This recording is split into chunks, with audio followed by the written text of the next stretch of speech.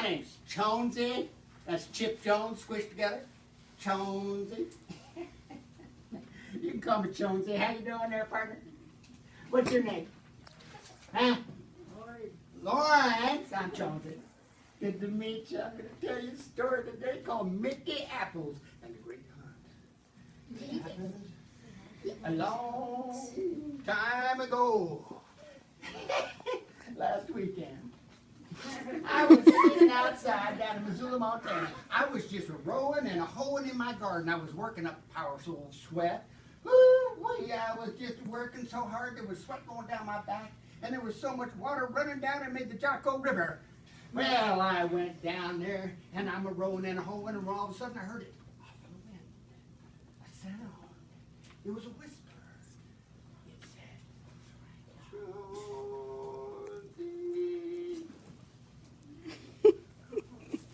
what's that? It sounded like someone was calling my name. I listened real hard, and I heard it again.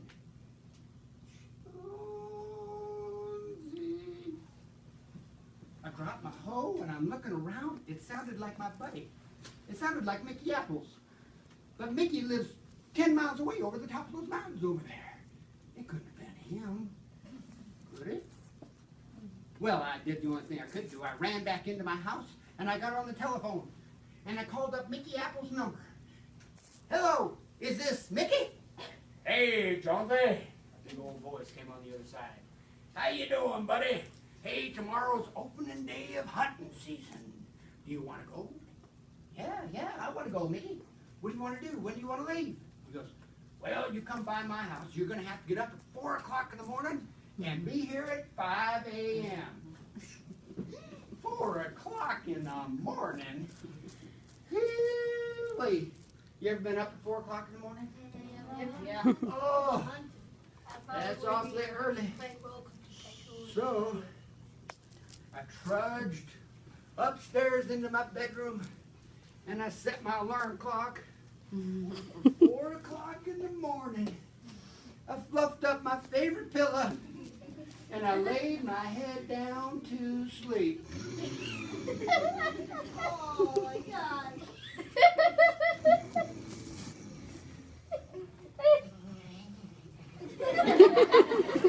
Bang went the old alarm clock. It was 4 o'clock in the morning. I jumped out of bed. I went flying up in the air about 150, 250 feet. I was up in the air so long I could put all my clothes on and my boots too before I hit the ground. Well, I came down and I'm starting to stagger around because it's dark in my bedroom, and I'm looking for the light switch, and I'm staggering when all of a sudden I tripped and I fell over the top of Rufus.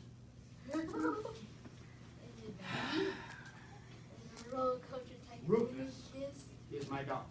Oh, I knew it. Rufus is always getting underneath my feet, tripping me all the time. Rufus, get out from underneath my feet. He just kind of looked up at me.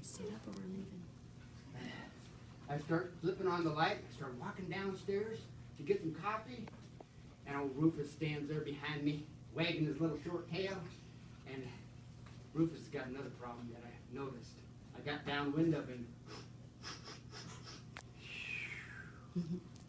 Rufus likes to go out in the barnyard and roll around and all those little gifts that the cows and the horses leave me. And he comes back in and wait, Rufus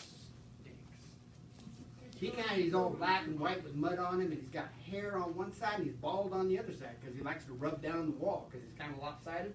But he's a happy dog. Come on, Rufus. So we walked downstairs and went into the kitchen.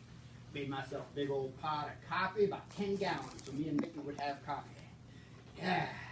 And then I started making up a sandwich, because you get real hungry when you're hunting, right? Yep. You ever made a hunter sandwich?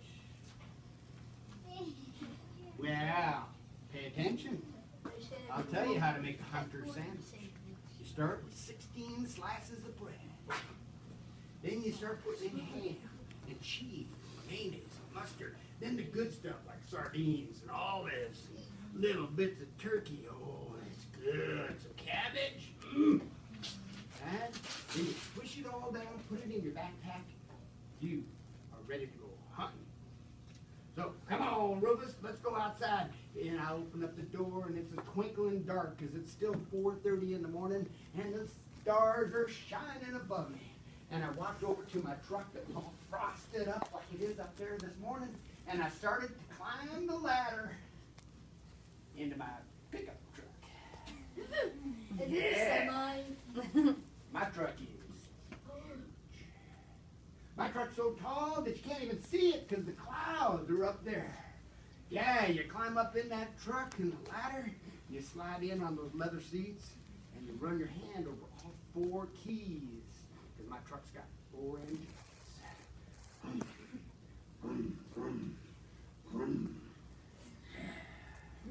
That truck, it's got 142 different lights all over it. I can light up the sky with that truck. Well, Rufus, what are you doing sitting in the front seat?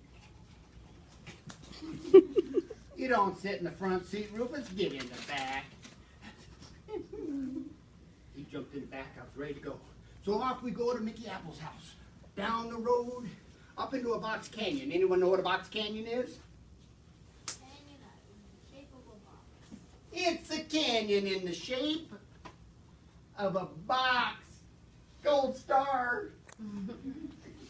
We started going up into a box canyon where Mickey Apples lives. He lives in a little itty bitty cabin about that big. I don't know how he lives in there. He can't move. He just moves around like this. I went up to the door and I knocked on it. Mickey, you in there?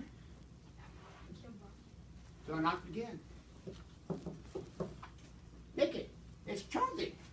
Come on, we gotta go hunting. The door creaked open and I saw an eyeball pop out. Ew. And all of a sudden, he opens the door, he jumps out, there he is, 10 feet tall and 10 feet wide, Mickey Apples. He scooped me up in a big old bear hug. Hey, Chauncey, how you doing? Let me go, I can't breathe. He lets me down, I look at him. Man, he's a big boy. He's got a little tiny bit of head like this. He's got a big red beard that's made out of barbed wire, and he's smiling with a big row of white teeth.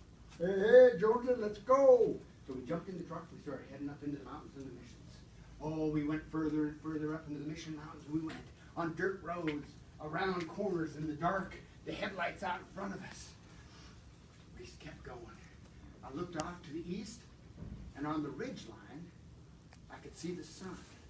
The sun was starting to kind of crawl his way up the ridge. Big old heavy sun. And he was crawling up the ridge, trying to have daybreak. He was crawling and sweating, and he got to the top of that ridge line, and all of a sudden the sun kind of hunkered down like this. And he sprang up into the air, full daylight. Pretty good. So we kept on going further and further. I'm so high I could see the clouds down below me. The trees were so tall they were scratching the bellies of the clouds. It was amazing. And just then, there they were! The elk and the deer and the buffalo, they were all running across in front of us on the road. They were going across. I slammed on the brakes. My truck slid to the stop. Mickey jumped out of one side. I jumped out of the other side. We started sneaking through the bushes. Sneaking. Looking for trouble.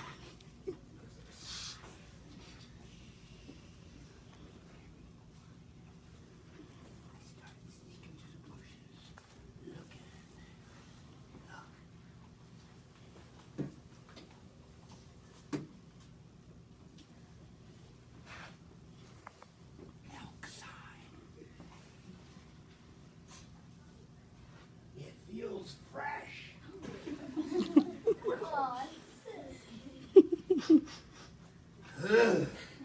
Smells fresh too. So we started sneaking through the bushes, looking for those elk and those deer. And all of a sudden, I'm back behind a bush. And I saw it. Look over there. What is that thing? It was something huge. It was monstrous, lumbering up the ridge.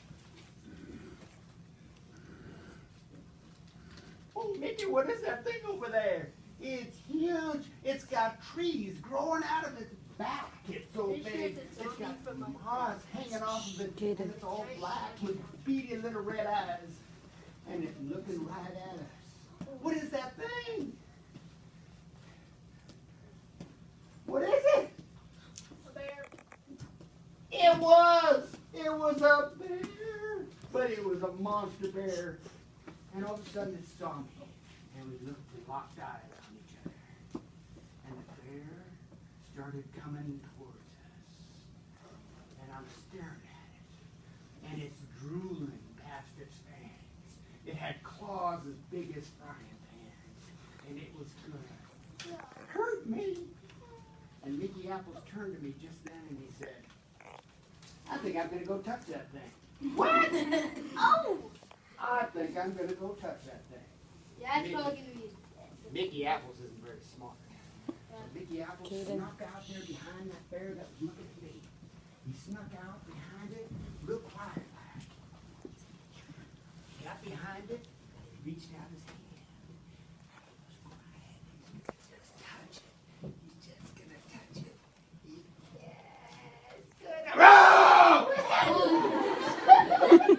Mickey Apples was running for his life. That bear was right behind him chomping. He was bouncing off of trees like a pinball machine, banging around. Help! Help! He was running for his life.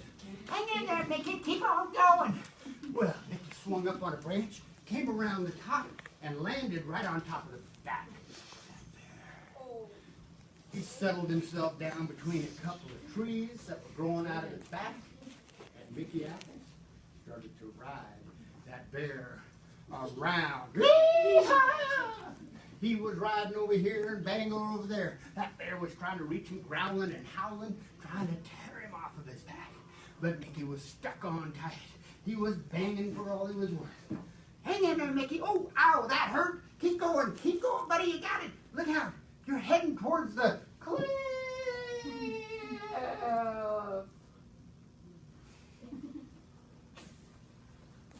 Bummer.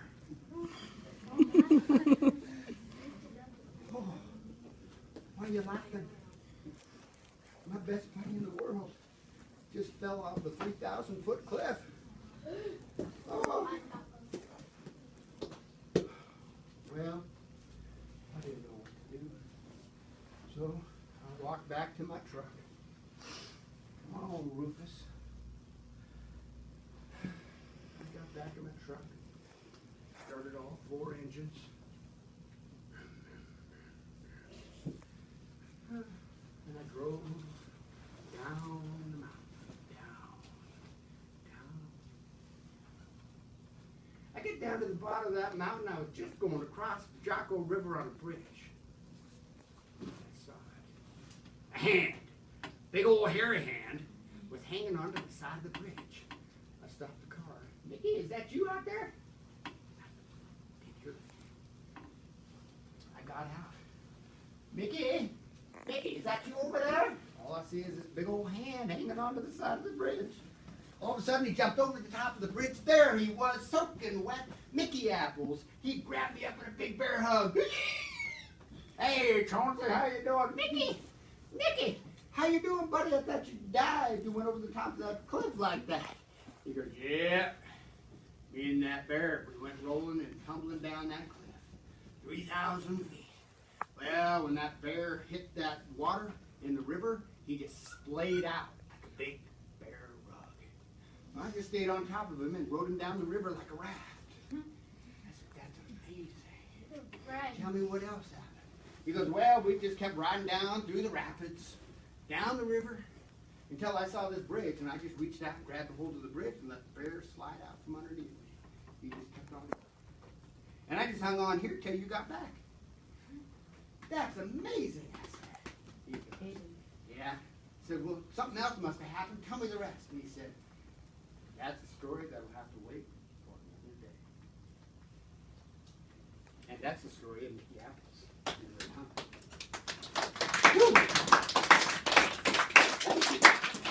Okay, so that was a tall tale about a friend of mine, Mike Apples.